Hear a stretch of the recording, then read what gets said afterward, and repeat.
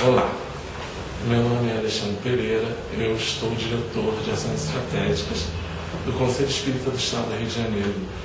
Venho conversar um pouco sobre o Espiritismo. O Espiritismo surgiu na França em 18 de abril de 1857.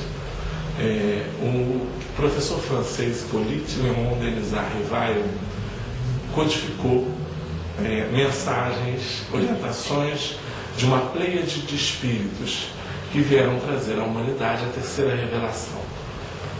O conjunto de mensagens revelava inicialmente o mundo espiritual, a visão de Deus, as leis morais, basicamente centradas no Evangelho de Jesus, e o futuro das almas, dos seres, a partir das vivências na Terra.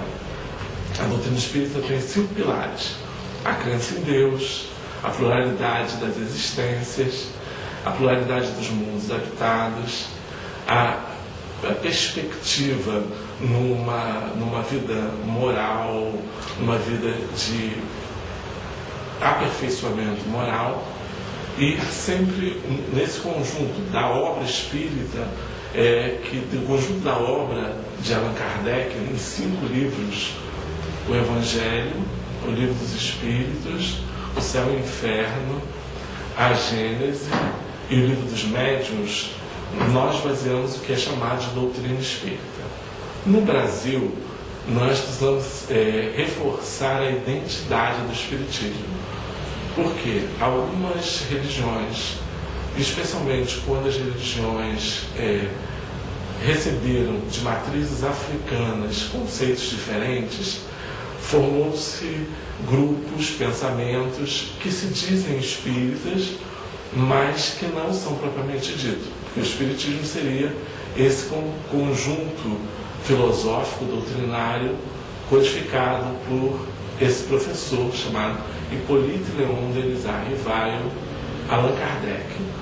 Hoje no Brasil a gente tem então essa mistura com as matrizes africanas, e nós temos Umbanda, Candomblé, recebendo e usando o nome de espírita, o espiritismo.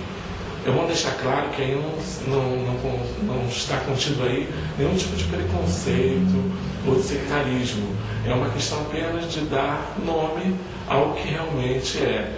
Então, o nome espiritismo, espírita ou espiritista, são neologismos criados por esse professor francês, Allan Kardec.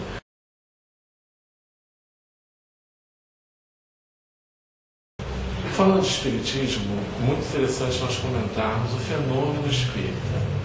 Basicamente, quando nós falamos de fenômenos espíritas, nós falamos de mediunidade. A mediunidade, então, é a mediação entre o mundo espiritual e o mundo material. Essa mediação sempre é feita através de um instrumento, como um aparelho telefônico que liga 2 lugares. Nós temos a figura do médium, que é esse instrumento, que é uma pessoa dotada de uma faculdade física e espiritual que possibilita que ele faça esse contato entre o mundo espiritual e o mundo material. Nós estamos mergulhados num mundo de fluidos visíveis e invisíveis. Desses fluidos invisíveis que compõem o mundo espiritual, alguns estão muito próximos de nós, formando corpos espirituais em nós. Outros interagem na natureza, de modo geral, na matéria, onde nós temos os fluidos mais densos, e todo o universo é coberto de fluido. Onde não há um fluido identificado, tem um fluido básico, que é o chamado hálito divino, chamamos de fluido cósmico universal. A interação de fluidos possibilita, por exemplo, os tratamentos espirituais. Na casa espírita nós temos a fluidoterapia, que é, através do magnetismo, a transmissão de fluido de uma pessoa para outra, ou do mundo espiritual, através do médium, para uma pessoa que necessita de reposição de fluidos. Nós também conseguimos magnetizar a água, e a água magnetizada vai servir de remédio à pessoa que necessita, que vai fluir, vai beber junto com o fluido material, que é a água, o fluido espiritual também. Há também a imposição de mãos, através do passe, onde há aquele que recebe do passista, ou melhor, do aplicador de passe, e também no mundo espiritual os fluidos que necessita para restabelecimento das suas necessidades pessoais. Além disso, são feitas intervenções fluídicas, que nós chamamos de cirurgias espirituais, onde o mundo espiritual aplica determinado fluido curativo através de um médium ou diretamente do mundo espiritual, e aquele que recebe restabelece a saúde física e a saúde espiritual. É bom lembrar só o seguinte: todos os fluidos são consequência, todos os fluidos que nos envolvem são consequência dos nossos pensamentos. Então, se nós vivemos uma vida dissoluta, desorganizada, uma vida de completa desorganização moral, nós vamos ser o reflexo disso fluidicamente. Seremos pesados, densos, seremos prejudicados, doentes, fracassados. Então, a reforma moral é, antes de tudo, a grande cura para a humanidade. Se eu me curo moralmente, eu curo os meus fluidos e vivo mais feliz.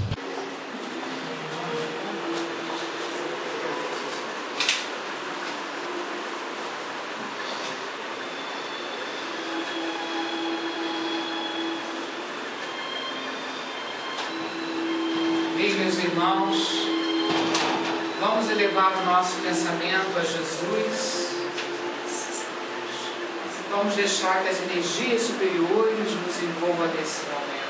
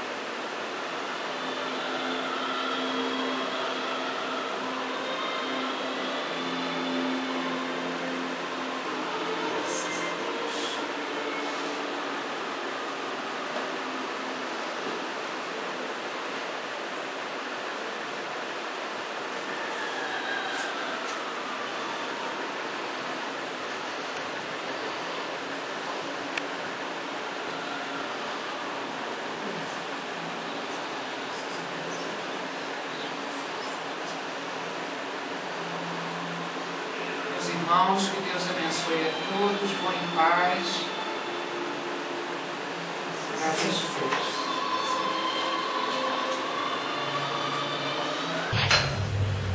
Dentre os fenômenos mediúnicos, hoje nós temos contato com dois fenômenos que são mais populares: a psicografia e a psicofonia, ou seja, a transmissão da mensagem dos espíritos por escrita, psicografia, ou por fala verbal, que é a psicofonia. Ambos os fenômenos dependem da vontade do mundo espiritual, já que no espiritismo não há evocação. Todos os espíritos se manifestam conforme a sua vontade e com um propósito. Mediunidade com Jesus tem propósito. Então, atendendo esse propósito, o médium se coloca na posição de servidor, como Jesus recomendava lá depois da ceia, da última ceia, na cerimônia de lava-pés, quando ele dizia: aquele que quer ser o maior tem que ser o menor.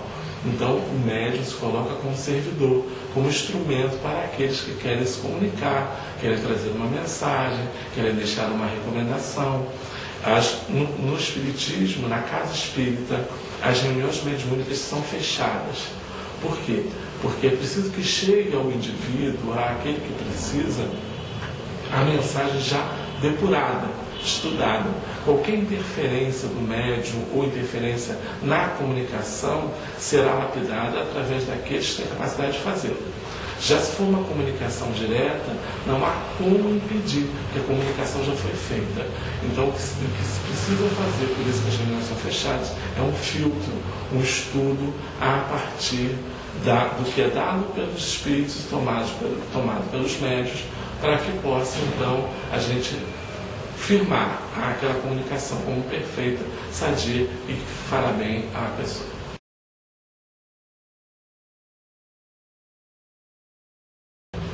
A reencarnação é a crença do retorno do espírito à vida corporal. Ela faz contraponto à visão da unicidade das existências, ou seja, que nós temos sido criados por Deus na hora do nascimento e vamos viver uma vida só até a morte. Na reencarnação, a alma que ocupa o corpo físico, desencarnada espírito, poderá ocupar outros corpos que irão nascer na sequência das existências da Terra. É um sistema de reeducação, onde Deus, através da sua justiça e da sua bondade, permita que a gente vá resgatando os erros do passado e, ao mesmo tempo, experienciando, através do livre-arbítrio, fazer ou não fazer o mal e construir um futuro, então, melhor para nós. Quando Deus nos deu o sistema de reencarnação, foi para que nós possamos aprender. Então, nós fomos criados simples e ignorantes, com a semente da perfectibilidade, ou seja, um dia todos seremos perfeitos, e vamos gradativamente aprendendo isso. Por que nós defendemos que a reencarnação é mais próxima à justiça e à figura de um Deus bom, de um Deus misericordioso?